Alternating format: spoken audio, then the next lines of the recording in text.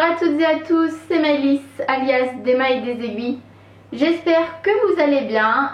Moi ça va, il fait plutôt soleil après 3 jours à passer dans le brouillard, à devoir allumer la lumière à 14 h. Donc autant vous dire que là aujourd'hui ça va plutôt bien. C'est mon dernier jour de congé, j'avais pris plusieurs jours de congé parce que j'en avais pas posé assez cette année. Donc voilà, le moral est plutôt bon et du coup on se retrouve aujourd'hui pour un nouvel épisode de podcast. Donc aujourd'hui on va parler tricot et un tout petit peu broderie et j'ai plein de choses à vous raconter, donc on va y aller sans plus tarder. Donc je vais d'abord vous parler de ce que je porte parce que je pense que vous le voyez, il flash assez. Mais vous voyez qu'il y a plein de choses dont on doit parler aujourd'hui. Du coup je suis vraiment contente de vous retrouver. Et puis voilà, donc oui, ce que je porte. Donc aujourd'hui je porte le pull Loose d'Atelier Émilie. Donc je disais que c'était un pull très simple que j'avais tricoté donc il y a un petit moment maintenant, puisque je l'ai terminé pour ma reprise du boulot après mes vacances. Donc c'était mi-novembre, ouais, autour du 10 novembre. Du 10 novembre je l'ai terminé, j'ai dû le terminer un petit peu avant. Donc en gros c'est le pull que j'ai tricoté pendant mes vacances. Je l'avais monté quand on était parti en Bretagne pour avoir un projet simple. Et du coup je l'ai fini un petit peu après, on était revenu, mais j'étais encore dans ma période de vacances. Donc pour vous parler du projet, c'est un pull que l'on commence par le haut. Donc c'est un top down, il se tricote du haut vers le bas. On commence par l'encolure qui est une encolure double. Donc en fait on tricote le double de la taille finale, mais en fait on vient replier pour pouvoir avoir un effet un petit peu, je sais pas si vous voyez, un petit peu plus épais. Je vais essayer de me rapprocher, je sais pas si ça va faire la mise au point. Voilà. Ensuite c'est des raglans classiques. Hop, vous le voyez ici. À l'autre côté forcément c'est pareil. Des raglans, on laisse les mailles des manches en attente, on tricote tout le corps. Voilà, donc c'est un pull qui est prévu pour être pas trop long. Donc moi j'ai dû le rallonger un petit peu, je crois que j'ai rajouté 2 cm dans la partie en jersey. Ensuite on fait les côtes, on rabat, on vient rattraper les manches, on tricote les manches tout du long sans diminution, on fait les côtes et on rabat. Idem de ce côté là. Ce que j'ai fait comme modification, donc je vous dis j'ai dû rajouter 2 cm et j'ai enlevé des mailles, j'ai enlevé des tours de raglan avec les augmentations de raglan, ce qui fait que j'avais moins de mailles pour mes manches que je trouvais déjà assez larges. Voilà, et je crois qu'au total j'ai dû enlever 20 mailles par rapport à ce qui était préconisé pour obtenir cette taille là en nombre de mailles. Je suis en train de me demander, mais je crois que j'ai dû le tricoter en 4,5 il me semble. Du coup je l'ai forcément resserré pour les côtes hein. Voilà, pas de difficulté particulière, c'est du jersey au kilomètre, donc aucun souci. Pour la laine, j'ai utilisé la laine de la qualité donc brume de couleur, qui est une qualité composée de baby alpaga et de polyamide de l'hydre gris. Voilà, donc c'est une collaboration. Il m'a offert la laine. Alors d'abord je vous en avais parlé dans l'épisode précédent, il m'avait offert un échantillon de laine pour que moi je puisse tricoter des échantillons, que je voie comment elle se comporte.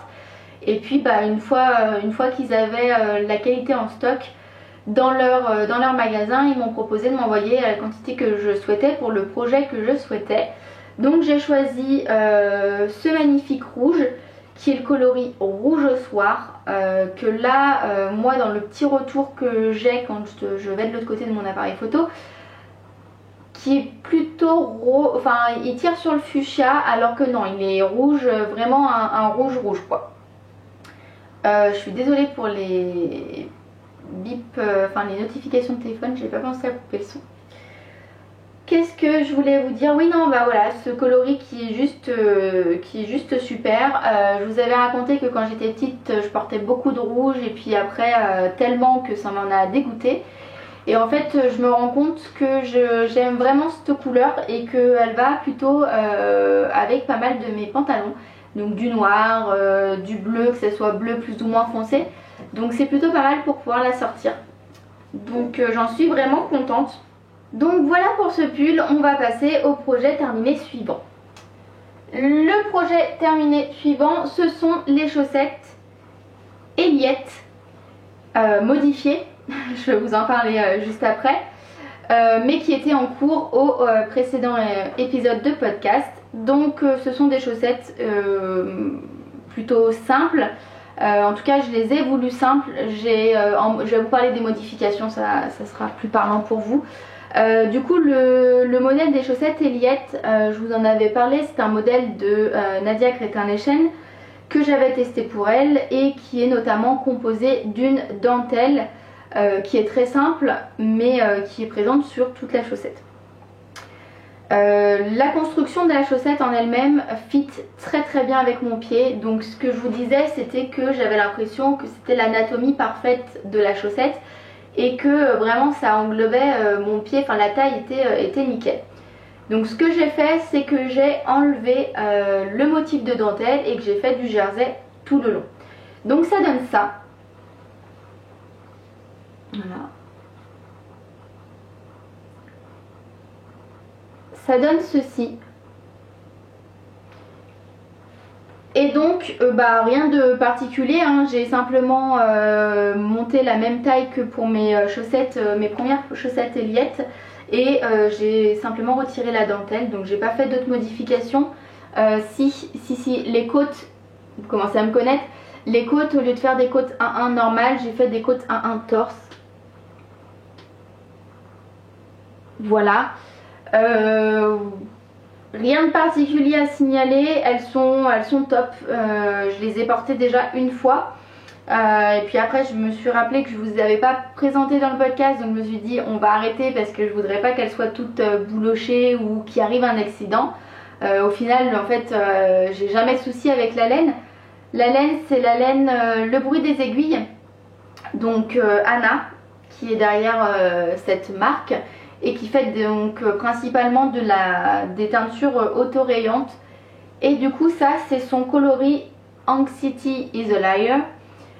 L'anxiété est un mensonge associé à un mini du coloris rouge. Pour la construction, ce sont des chaussettes que l'on commence par les côtes, on descend du coup la tige, on fait le talon renforcé, on crée la petite partie qui est sous le talon renforcé, donc celle-ci, je ne sais pas si vous allez pouvoir voir, là. Entre ça et ça, là la partie qui est en jersey de la couleur contrastante.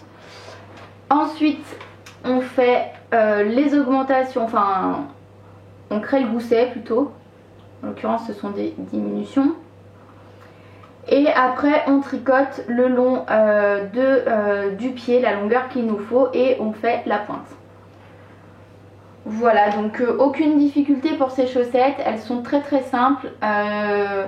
Elle serait accessible à des débutants sans problème, même avec la partie jersey, même avec la partie dentelle, pardon.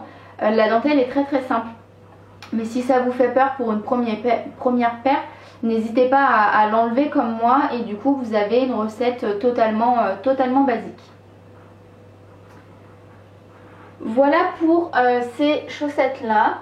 J'ai un autre projet terminé qui n'était pas en cours au dernier épisode.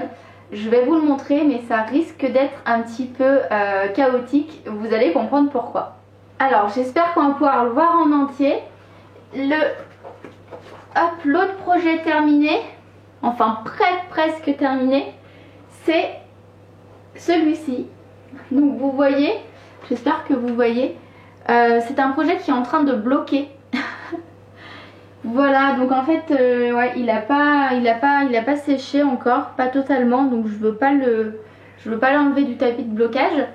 Mais du coup pour vous le présenter, alors je vais pas le tenir comme ça pendant 1 heure parce que c'est un peu lourd, Mais rapidement, c'est le cocon de naissance d'Agathe Verrier, donc qui est un modèle qu'elle a sorti il n'y a pas très longtemps et qui me tentait beaucoup. J'aime beaucoup le concept. Donc là vous le voyez totalement déplié, mais normalement la partie du haut est une partie qui va rouloter, puisque c'est du jersey, on ne fait pas de côte ni rien. Donc c'est une partie qui s'enroule sur elle-même en fait jusque là, ici, les torsades qui permettent de resserrer un petit peu le cocon. Puis en bas vous avez comme le bas d'une chaussette ou comme un bonnet si vous le voulez, très long. Vous tricotez une certaine longueur, on va dire avec la même largeur, et après vous faites des diminutions avec une petite couronne sympathique, et puis vous venez terminer le projet par en bas. Voilà, donc je vais le reposer parce que sinon... donc je vais vous parler maintenant de la laine. La laine, c'est une laine qui s'appelle... Ah, attendez. Je vais fermer comme il faut le tag parce que sinon ça risque de me tomber dans les mains, et aujourd'hui je fais plein de bêtises. Donc je vais vous la monter de plus près, j'espère que ça va faire le point.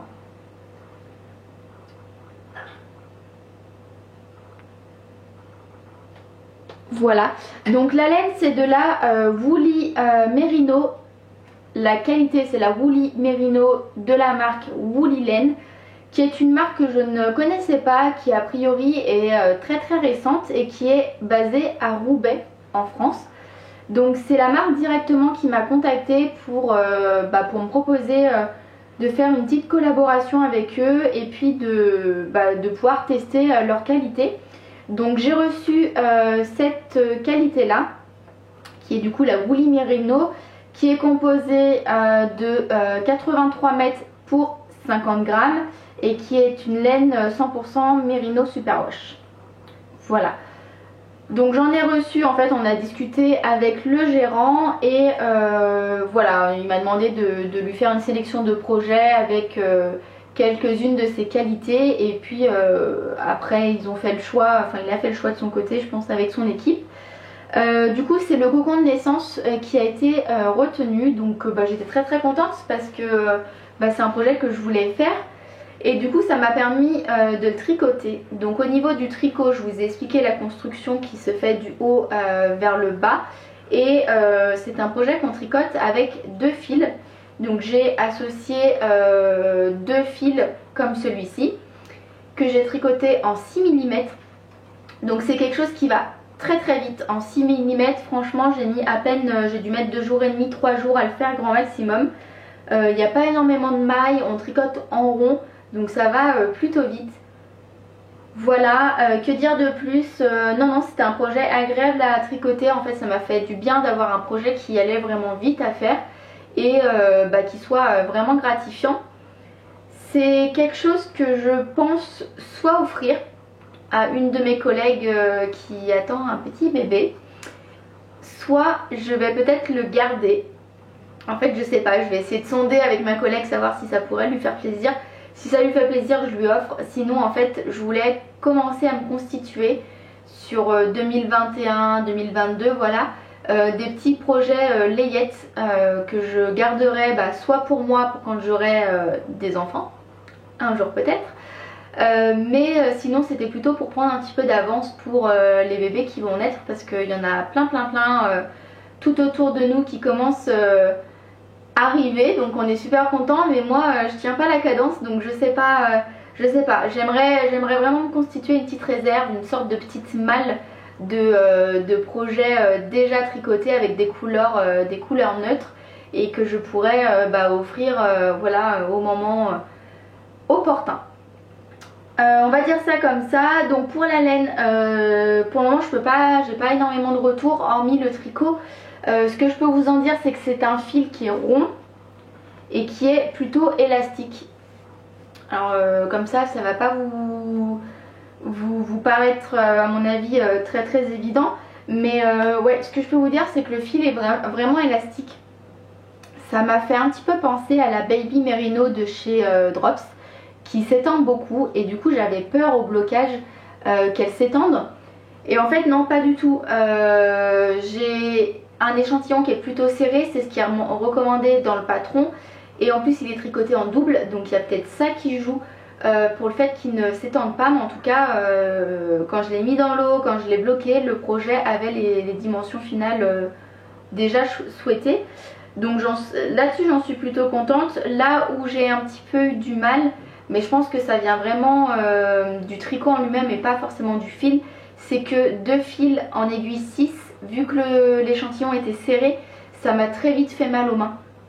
Donc ça va que c'était un petit projet, mais honnêtement j'aurais pas pu faire un gilet ou quelque chose d'une plus grande ampleur, parce que j'avais vraiment mal en fait ici à la base du poignet, un petit peu dans le pouce, et après j'avais aussi mal en haut des épaules là sur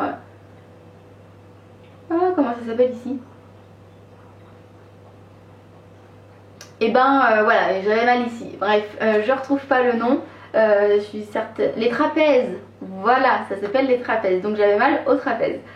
Que vous dire, donc ouais, non, vraiment ça je pense que c'est lié au fait que le tricot était serré et puis en grosses aiguilles. Donc ça m'a rappelé pourquoi je ne tricotais pas souvent en grosses aiguilles. Toujours est-il qu'il y a un bonnet qui est associé à ce modèle et que j'espère avoir assez de reste pour pouvoir le tricoter et faire un petit ensemble. Mais du coup j'ai décidé d'espacer avec un autre projet au milieu, parce que je voulais couper avec ces grosses aiguilles justement. Donc voilà, écoutez, j'espère que je pourrai vous le montrer définitivement sec, parce que là ça fait déjà 2 jours qu'il est comme ça. En fait je pensais qu'il allait être sec pour aujourd'hui, mais non. Donc bon, voilà, en tout cas je vous ai préparé une petite vidéo sur tout le processus de tricot de ce projet là, où je vous parle également de blocage, de lavage, enfin un petit peu tout. Et je vous mets le lien, je vous l'insérerai, parce que je pense que la vidéo sera pas prête avant le podcast. Enfin bon, vous verrez, soit vous aurez le lien ici, soit il faudra attendre un petit peu et la vidéo sortira un peu plus tard sur ma chaîne. Voilà, et écoutez, pour les projets finis on est plutôt pas mal, et on va passer aux projets en cours. Pour les projets en cours, on va les faire dans l'ordre du plus ancien au plus récent, et donc je vais vous parler de... Vous devez vraiment vous demander quel pull je vais vous parler, ça fait un petit moment que je vous le montre, mais voici la bête. Et la bête en question, c'est le pull Secret of Life de Marzena Kolachev. Voilà, donc le corps est fini. Oui, on est arrivé à bout du corps. Wouhou. Honnêtement j'ai hésité à ouvrir une bouteille de champagne quand même le soir, parce que je me suis dit ça c'est fait. Donc du coup voilà, donc vous avez un corps complet. Je vous mens pas, il y a même l'encolure dessus. Donc hop, je vais essayer de m'approcher. Alors j'ai la pelote qui est attachée, mais j'essaie de vous le montrer d'un petit peu plus près, parce que ça vaut quand même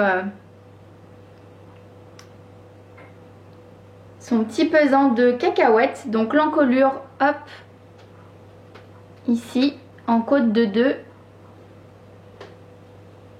Et pareil en bas, il est terminé par des côtes de 2. Donc globalement, alors là ça donne rien sur moi hein, bien évidemment, mais comme c'est un boxy, en fait les emmanchures tombent déjà, hop, vous voyez un petit, bas par rapport à mon bras. Du coup je viens de commencer une manche, je l'ai commencé aujourd'hui hein, j'ai pas trop de mérite, mais j'ai bon espoir qu'en fait le pull soit rapidement, tout est relatif, mais que ça aille plutôt vite, parce que comme vous avez pu voir, il me reste pas énormément de manches à faire, parce qu'il y a une bonne partie qui fait partie de la construction quoi, qui est déjà faite. Du coup je vais essayer de vous montrer de plus près le chien qui râle et qui va venir se coucher dans son tapis. Viens là. Oui, ah, tu veux faire coucou? Attends, on va pas abîmer le pull, on va pas mettre des poils. Viens, viens, allez mes mères, allez. Allez, vite, viens. Allez, maman est telle. Oh là là. Oh oui. Ah oui, elle a mal à son petit dos alors. C'est Fifi ça? Oui, c'est Fifi. Un bisou? Oh, un petit bisou, c'est bien. Allez, au dodo. Allez, au dodo. Couche-toi. C'est le manque d'amour, vous comprenez. Du coup je vous parlais de ma manche. Alors je vais essayer de vous la montrer d'un peu plus près. Mais pareil, la manche est entièrement torsadée. Donc vous voyez, j'ai attaqué le diagramme tout à l'heure. Et donc il faut que je continue. J'ai des jolis petits pandas. Je sais pas si vous allez les voir. Voilà, qui m'ont été offerts pendant les vœux les nœuds. Et honnêtement, je suis super contente. Ils me servent vraiment beaucoup. Donc hop, je suis ravie. Donc pour ce pull, je ne sais pas si je vous reparle de la construction parce que je vous en ai déjà parlé plusieurs fois. Mais c'est un pull que l'on tricote, hop, on fait d'abord une partie du devant, ensuite on augmente, on fait l'autre partie, on rejoint, on tricote jusqu'à la fin des emmanchures, donc jusqu'ici. On fait la même opération pour le dos, on tricote une moitié, on fait un petit peu jusqu'au milieu, on tricote l'autre moitié, on rejoint, on fait un aller-retour jusqu'à la fin des emmanchures. Arrivé à cet endroit là, et ben on rassemble tout, on tricote en rond jusqu'en bas avec la grille qui est recommandée. On fait les côtes de 2, on rabat, on coud au dessus, enfin on coud les épaules quoi. On rattrape les mailles pour faire l'encolure et après on fait les manches. Voilà, qui sont également terminées par des côtes de 2. Après la couture et l'encolure, honnêtement peu importe le moment où vous le faites. Moi j'en avais un petit peu marre dans le corps et puis je voulais voir à quoi ressemblerait le pull, enfin commencer à lui donner sa forme. Donc je m'étais arrêtée un petit moment dans le corps pour faire les petites finitions quoi, les 2 coutures et puis le relevage de mailles pour l'encolure. Il n'y a pas d'importance de quand vous le faites. Pour les torsades, je vous en avais déjà parlé, rien de compliqué. Il faut bien suivre la grille, mais honnêtement la grille au bout d'un moment vous la mémorisez. Donc aucune difficulté. Pour ma part c'est des torsades que je réalise sans l'aiguille auxiliaire. Donc si ça vous intéresse, n'hésitez pas, je pourrais pareil vous montrer rapidement comment je fais. Honnêtement il n'y a absolument rien de sorcier et ça permet de gagner quand même pas mal de temps. Voilà pour ce tricot, on va passer du coup au projet en cours suivant.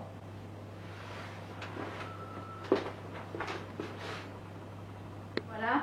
Et à l'intérieur se cache alors un tout petit début de châle. Je vais essayer de démêler tout ça. Alors, je vais vous montrer déjà le châle. C'est le châle Right Around the Corner de Lisa Anne. Donc c'est un châle qui est composé principalement de 3 sections. La première que vous voyez ici qui est une grande section au point mousse de petites rayures. Voilà. Et après sur chaque côté du triangle, alors on va dire qu'on va imaginer que ce soit comme ça.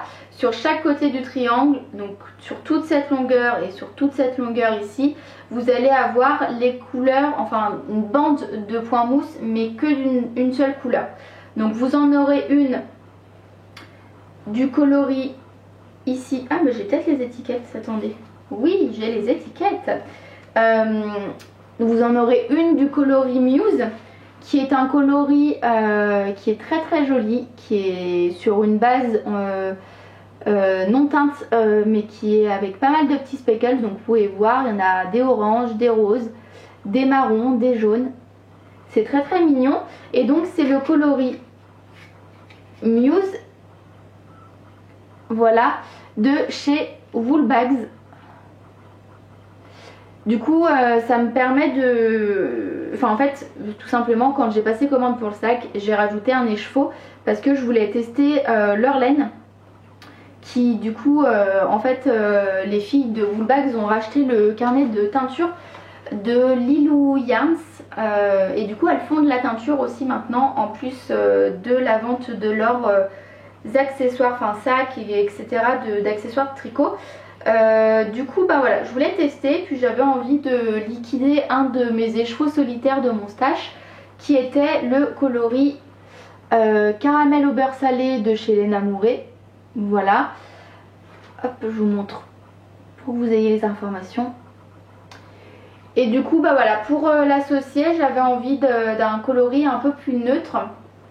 Et donc je vous montre le cake parce qu'en fait il est quand même pas mal nuancé. C'est un écheveau que j'avais eu donc solitaire et que je trouvais pas mal nuancé, donc j'avais besoin d'un coloris, enfin pour moi hein, j'avais besoin d'un coloris qui puisse un petit peu l'atténuer, et en fait avec le petit twist des speckles je trouvais que l'association fonctionnait plutôt bien. Voilà, donc c'est un petit châle qui va avancer tout doucement parce que j'avais envie de monter un châle, mais je m'aperçois que je le prends pas forcément, c'est pas celui-ci que je prends forcément de prime abord, donc il avancera au rythme qu'il avancera, mais en tout cas je suis super contente de mes petits achats. Dernier projet en cours, je pense que ça va être pas mal déjà, donc à votre avis c'est bizarre, j'ai fini une paire de chaussettes et je vous ai pas encore parlé de chaussettes en cours. Et bah oui. Et donc, attention, j'ai décidé de monter des chaussettes de Noël. Et ouais, voilà, j'en avais pas et je me suis dit allez, lance-toi, lance-toi. Voilà, donc du coup, hop, je vous les mets dans le bon sens.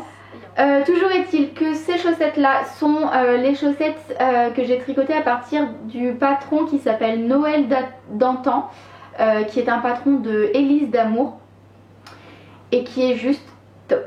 Franchement j'ai adoré. Alors ça fait, honnêtement pour moi ça fait beaucoup de difficultés dans un même patron, parce que donc vous voyez sur cette partie là, je vous parlerai des laines juste après, mais sur cette partie là vous avez du jacquard. Alors ceux qui me connaissent savent que le jacquard et moi c'est, voilà, on se tolère, on va dire, on se côtoie, mais on n'est pas grand copains non plus. La tension, c'est surtout au niveau de la tension que j'ai toujours un petit peu de mal. Ensuite on avait un talon, et c'est la première fois que je faisais ce genre de talon, donc en fait je découvrais un talon à rang raccourci. Alors apparemment c'est pas le Fish Lips Kiss Heel, c'en est un autre qui est de sa... C'est elle qui l'a inventé a priori, enfin qui l'a... Comment dire, qui l'a décrit dans son patron. Donc du coup je sais pas forcément comment il s'appelle, mais je pense que c'est un petit peu près le même principe. Ensuite nous avions des tresses Letton, donc en fait on en a deux, une ici et une ici. Et au milieu on a du jacquard. Et oui, avec des noppes. Donc du coup c'était pas tout repos. Et puis après des côtes de 2 avec un rabat. Pour les laines utilisées, alors j'utilise, j'ai peut-être les étiquettes, je vais regarder. Alors oui, ah mais je crois que j'ai les 3 pour une fois. Ok, donc c'est bon, j'ai ce qu'il me faut. Donc pour le rouge, je vais vous attraper les petites pelotes parce qu'elles sont reliées à... En fait j'en ai fini qu'une, il me reste la deuxième à faire, à commencer, enfin à faire entièrement. Le rouge c'est le coloris dans la hotte du Père Noël qui vient de chez Candy Wool.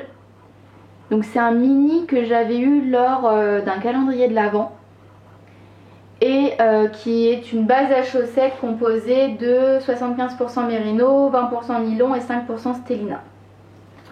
Voilà. Un rouge qui brille. Ensuite pour le vert. Alors pour le vert, c'est pas la bonne étiquette que j'ai attrapée. Est-ce que j'ai la bonne? Oui, je dois avoir la bonne. Oui, c'est ça. Pour le vert, que je trouve la pelote. Alors je tiens à préciser que c'est mon chéri qui l'a mis en pelote. Il s'ennuyait quand j'ai commencé ma chaussette et je lui dis tiens, je veux pas mettre mon petit écheveau. C'était un mini en pelote et tout machin, ça se fera passer 5 minutes. Et en fait ça lui a pris un quart d'heure et du coup il m'a fait trop rire. Du coup voilà, donc c'est le vert comme ceci, qui est le coloris émeraude de chez Le Bruit des Aiguilles. Donc c'est un des mini qui allait avec un écheveau contrastant, un écheveau autoréant. Donc je verrai, je pense que lors d'une prochaine commande je lui recommanderai un mini pour retrouver mon kit laine autoréante plus mini associé. Ou alors j'essaierai de voir si dans mon stock j'avais pas quelque chose qui pourrait convenir à cet autorayon là, ce coloris autorayon là. Je verrai. Et du coup pour la laine principale c'est de la hop, j'attrape la pelote qui est embrochée sur une aiguille. Donc c'est la Sandnes, c'est de la marque Sandnes Yarn et c'est la qualité Sunday qui est composée de 100% mérino. Voilà, et ce sont des pelotes de 50 grammes comme ceci. Voilà, toute simple. Donc c'est de la laine que j'ai utilisée pour faire un test pour Nadia Crétin-les-Chênes d'un petit enfin un test. Vous verrez quand il sortira parce que je ne sais pas quand il sortira. Mais en tout cas il m'en restait une pelote et du coup bah, pour l'utiliser je me suis dit que l'association irait plutôt bien. Et du coup le fait qu'elle soit 100% mérino ne dérange pas puisque toutes les parties principales où il y a du frottement, donc la pointe, le talon, ce sont des laines faites pour les chaussettes. Donc je pense que ça va plutôt bien le faire. Puis en plus c'est une laine qui on sent qui est plutôt résistante. Donc je pense que ça va aller. De toute façon je vais la mettre par dessus un collant ou des choses comme ça.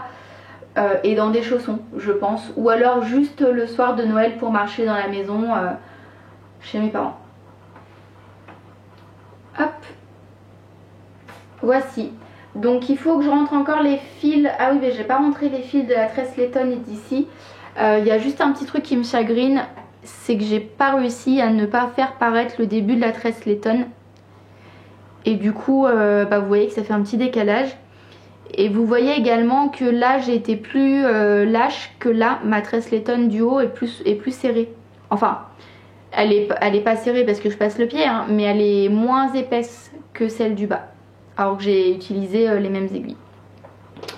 Donc bon, c'est pas très grave, l'idée c'est d'avoir une paire pour Noël. Et comme ce sont globalement quasiment plein de techniques que je ne connaissais pas, c'est pas grave, il faut un début à tout et donc je ferai mieux sur la deuxième. Voilà, et bah écoutez, je pense qu'on est pas mal.